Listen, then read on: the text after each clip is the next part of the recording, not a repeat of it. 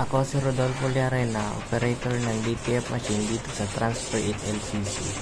Ito ay nagamit ng 7 araw na may total na 112 wheezers.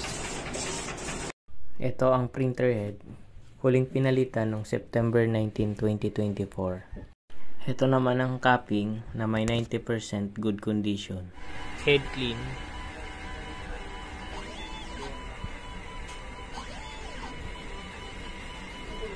Punasan ang wiper pagkatapos mag-head clean.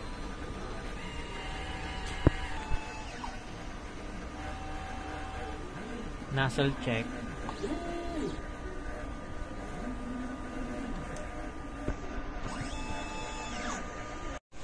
Ang ink system label namin ay tama lang. Ang damper ay napalitan noong September 19, 2024. Ang waste tank ay nilinis ng 1 araw. Ito ang ABR, ground wire. Dito nakalagay ang stock namin ng unused ink, DTF powder, DTF cleaning solution, at dito naman nakalagay ang DTF film. Dito naman nakalagay ang used ink. Ito naman ang record ng nagamit sa CMYK, white,